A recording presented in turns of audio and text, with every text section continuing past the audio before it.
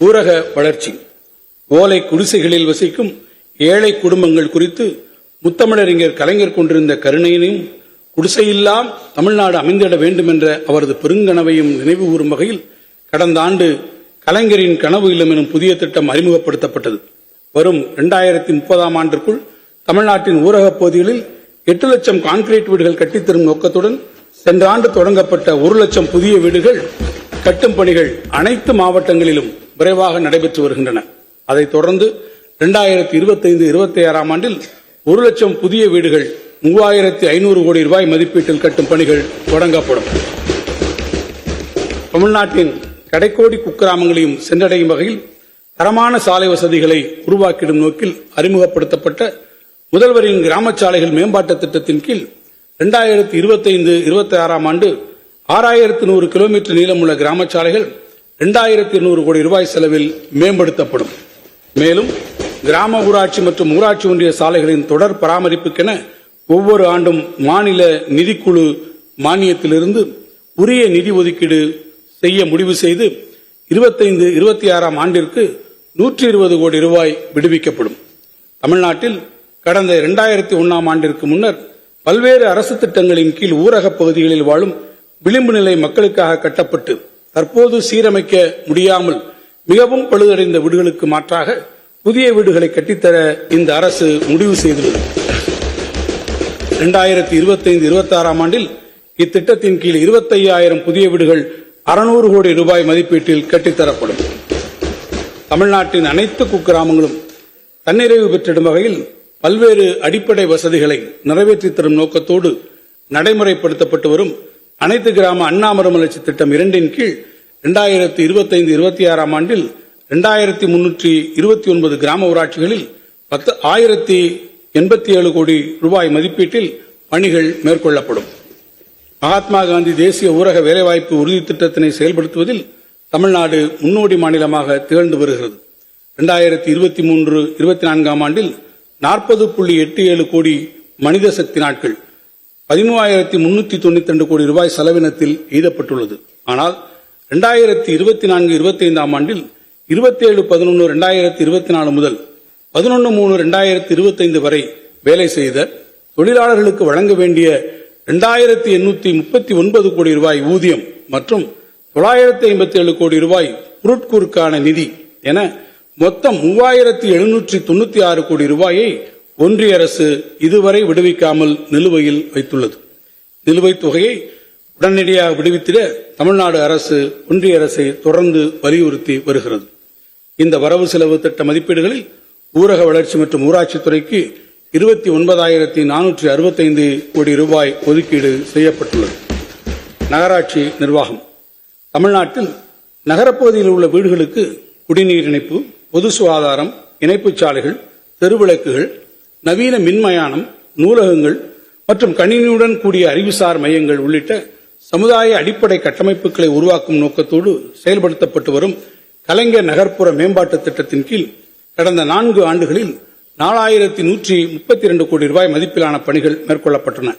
மேலும் இத்திட்டத்தின் கீழ் எடுக்கப்பட்டுள்ள பணிகளுக்காக வரும் நிதியாண்டில் 2,000 கோடி ரூபாய் நிதி ஒதுக்கீடு செய்யப்பட்டுள்ளது. 2025-26 ஆண்டில் பல்வேறு திட்ட நிதிகளை திரட்டி தமிழ்நாட்டில் உள்ள அனைத்து மாநகராட்சி, நகராட்சி மற்றும் பேரூராட்சிகளில் 6,483 கிலோமீட்டர் சாலைகள் 3,750 கோடி ரூபாய் மதிப்பீட்டில் தரம் உயர்த்தப்படும் என ஏற்கனவே அறிவிக்கப்பட்டிருந்தது. இத்திட்டத்தின் கீழ் குறிப்பாக 570 கிலோமீட்டர் சாலைகள் 486 கோடி ரூபாய் மதிப்பீட்டில் சென்னை மாநகராட்சியிலும், கோயம்புத்தூர் மாநகராட்சி பகுதிகளில் 200 கோடி ரூபாய் மதிப்பீட்டிலும், மதுரை மாநகராட்சி பகுதிகளில் 130 கோடி ரூபாய் மதிப்பீட்டிலும் சாலை பணிகள் மேற்கொள்ளப்படும். சென்னை மாநகரத்தில் வாகன போக்குவரத்து பன்மடங்காக அதிகரித்துள்ளதால் ஏற்படும் கடும் போக்குவரத்து நெரிசலை தவிர்ப்பதற்காக பல திட்டங்கள் நிறைவேற்றப்பட்டு வருகின்றன. அதன் ஒரு பகுதியாக வேளச்சேரி, கிண்டி உள்ளிட்ட பகுதிகளில் வசிக்கும் சுமார் 7 லட்சம் மக்கள் பயன்பெறும் வகையில் வேளச்சேரி பிரதான சாலையில் இருந்து குருநானக் கல்லூரி சந்திப்பு வரை 3 கிலோமீட்டர் நீளத்திற்கு ஒரு மேம்பாலம் 310 கோடி ரூபாய் மதிப்பீட்டிலும், அதேபோன்று ரயில்வே துறையுடன் இணைந்து கொருக்குப்பேட்டை ரயில்வே மேம்பாலம் சுமார் 1 லட்சத்திற்கும் மேற்பட்ட அப்பகுதி மக்கள் பயன்பெறும் வகையில் 70 கோடி ரூபாய் மதிப்பீட்டில் பெருநகர சென்னை மாநகராட்சி சார்பில் அமைக்கப்படும். சென்னை பெருநகர மாநகராட்சியின் ஒருங்கிணைந்த திடக்கழிவு மேலாண்மை திட்டத்தின் கீழ் கொடுங்கையூர் குப்பை கொட்டும் வளாகத்தில் உயிரி எரிவாயு பயோசிஎன்ஜி நிலையம், இயற்கை உரம் தயாரிக்கும் நிலையம், தானியங்கி பொருள் மீட்பு மையம் ஆட்டோமேட்டிக் மெட்டீரியல் ரெக்கவரி ஃபெசிலிட்டி மற்றும் 21 மெகாவாட் திறன் கொண்ட திடக்கழிவிலிருந்து மின்சாரம் தயாரிக்கும் பணி 3450 கோடி ரூபாய் திட்ட காலத்திற்கான மதிப்பீட்டில் தொடங்கப்படும். இதைப்போன்று திறன்மிக்க திடக்கழிவு மேலாண்மை மற்றும் மின்சார உற்பத்தி செய்யும் பொருட்டு சென்னை மற்றும் தாம்பரம் மாநகராட்சிக்கு அருகிலுள்ள நகராட்சிகள் மற்றும் பேரூராட்சிகளுக்கு பயன்படும் வகையில் திடக்கழிவிலிருந்து மின்சாரம் தயாரிக்கும் ஆலை waste to energy plant Tambaram மாநகராட்சி பகுதியில் நிறுவப்படும். இத்திட்டத்தின் கீழ் 1500 டன் மறுசுழற்சி செய்ய இயலாத திடக்கழிவின் செயலாக்கம் மூலம் தினந்தோறும் 15 முதல் 18 மெகாவாட் மின்சாரம் தயாரிக்க இயலும். நகர்ப்புறங்களில் வசிக்கும் மக்களுக்கு தூய்மையான மற்றும் பசுமையான வாழிடச் சூழலை உருவாக்கும் பொருட்டு அடையாறு நதியை மீட்டெடுத்து அழகுற சீரமைக்கும் திட்டம் 1500 கோடி ரூபாய் மதிப்பீட்டில் தனியார் பங்களிப்புடன் தொடங்கப்பட்டுள்ளது. 30 மாத காலத்திற்குள் பணி நிறைவடையக்கூடிய வகையில் இந்த திட்டத்தின் முதற் கட்டமாக சைதாப்பேட்டை முதல் திருவிக பாலம் வரையிலான பணிகளுக்கு முன்னுரிமை அளிக்கப்பட்டு 15 மாதங்களுக்குள் இப்பணிகள் முடிக்கப்படும். பருவநிலை மாற்றத்திலிருந்து மீட்கும் தன்மையுடைய 7 மழைநீர் உறிஞ்சும் பல்லுயிர் பூங்காக்கள் ஸ்பாஞ்ச் பார்க் சென்னை பெருநகர பகுதியில் 88 கோடி ரூபாய் மதிப்பீட்டில் உருவாக்கப்படும்.